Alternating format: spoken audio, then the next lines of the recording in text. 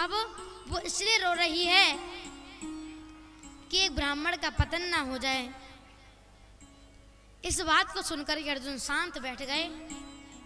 भीम ने देखा अर्जुन शांत हैं।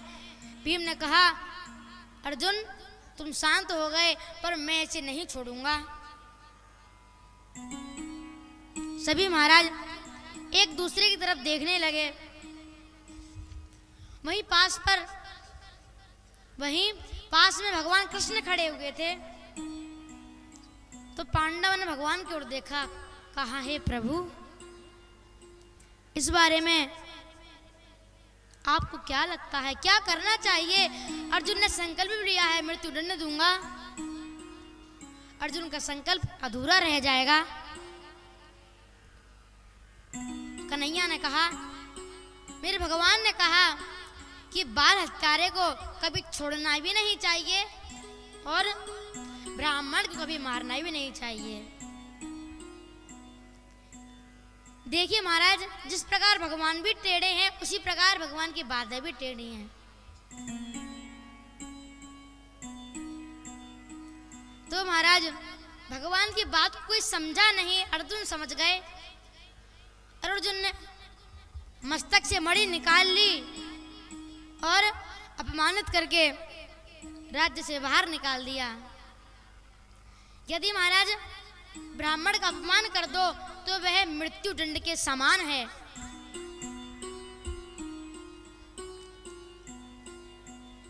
अब महाराज अश्वत्थामा ने सोचा कि अब पांडवों के वंश में पानी देने वाला कोई नहीं है, सिर्फ अभिमन्यु की पत्नी उत्तरा, उसके गर्भ में जो बालक है, यदि मैं उसको भी समाप्त कर दूं तो पांडवों के वंश में कोई पानी देने वाला भी नहीं बचेगा। तो महाराज इस बात को सोच करके आज अश्वत्थामा ने उत्तरा के गर्भ पर अग्नियस्त्र चला दिया।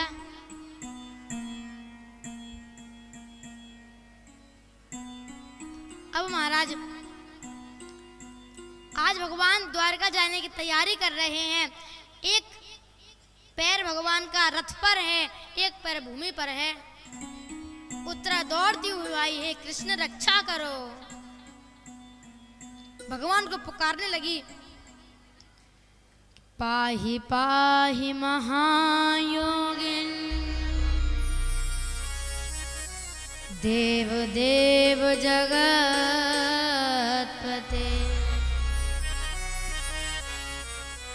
नान्यं तद्भयं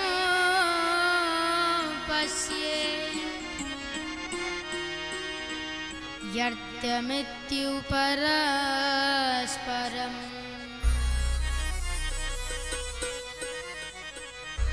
हे कृष्ण, हे जगतपति, मेरे गर्भ की रक्षा करो। पाहि पाहि महायोगिन देव देव जगतपते। पुकारने लगी है।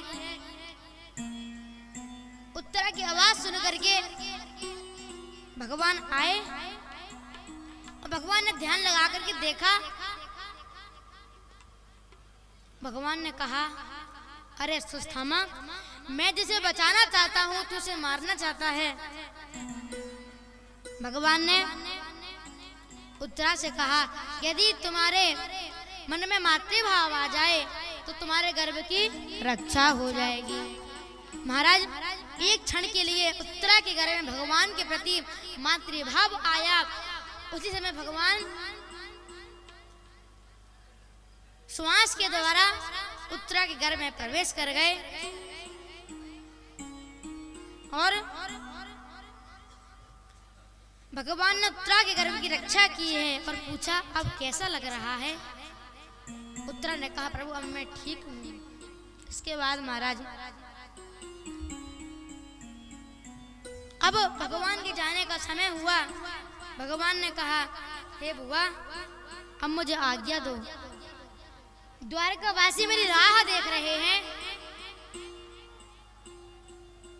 तो महाराज माता कुंती ने कहा, हे प्रभु, आप सबके लिए देव की नंदन हो पर मेरे लिए ईश्वर हो, भगवान हो। क्या जो मैं मांगूंगी वो आप दोगे? भगवान ने कहा बुआ मांगो, क्या चाहती हो? तो आज महाराज कुंती ने क्या मांगा है? बेटा व्यास जी वर्णन करते हैं, विपदा संतु नासस्व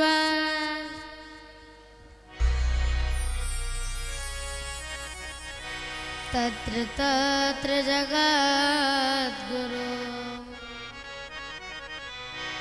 भवतो दर्शनं यत्स्यात् पुनर्भव दर्शनम्।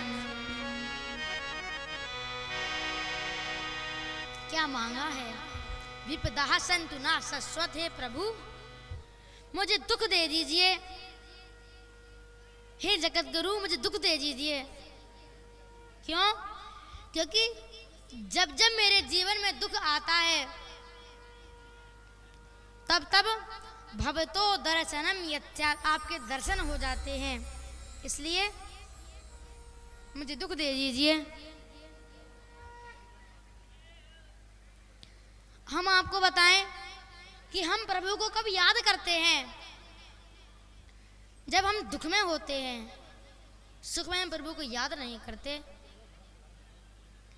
लेकिन हमें परमात्मा को, भगवान को हर परिस्थिति में याद करना चाहिए। लेकिन हम क्या करते हैं? दुख में सुमिरन सब करे, सुख में करे न कोई। जो सुख में सुमिरन करे तो दुख काहे को हो। सुख के माथे सिल पड़े, जो हरि हृदय से जाए। बलिहारी वा दुख की, जो पल पल नाम जपा। जो पल पल नाम जपाए। महाराज हम प्रभु को दुख में याद करते हैं, सुख में नहीं करते। सुख में करे ना कोई। और यदि जो सुख में सुमिरन करे, जो प्रभु को सुख में भी सुमिरन करता है, प्रभु का ध्यान सुख में भी करता है, तो दुख काहे को होए। फिर आपके जीवन में दुख किस बात का आएगा? कृष्ण ने कहा बुआ मैं तुम्हें सब कुछ दे सकता हूं, लेकिन मैं तुम्हें दुख नहीं दे सकता। मेरे खजाने में सब कुछ है, लेकिन दुख नहीं है। तुम कोई दूसरा वरदान मांग लो। तो कुंती कहती है, हे प्रभु, जिस प्रकार गंगा यमुना सरस्वती समुद्र में मिलने के लिए आतुर रहती हैं, कल कल बहती रहती हैं, उसी प्रकार आपके चरणों में मेरा मन सदा ऐसे ही लगा रहे। भगवान ने कहा बुआ ऐसा ही होगा। अब महाराज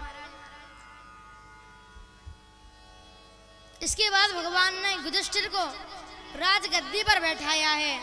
युधिष्ठिर ने मना कर दिया कि ये मेरे भाइयों के रक्त से सनी हुई गद्दी है, मैं इस पर नहीं बैठूंगा। मना कर दिया है। भगवान ने कई बार समझाया है, युधिष्ठिर नहीं माने। भगवान ने कहा लगता है इनको उपदेश की आवश्यकता है। इधर महाराज 52 दिनों से पहाड़ों की सैया पर कुरु वंश की सबसे पहली पीढ़ी पितामह भीष्म भगवान का याद कर रहे हैं, भगवान को याद कर रहे हैं, चिंतन कर रहे हैं भगवान का। कहते हैं प्रभु मुझे आप दर्शन कब दोगे? तो महाराज पितामह भीष्म इतना कह ही रहे थे, जब तक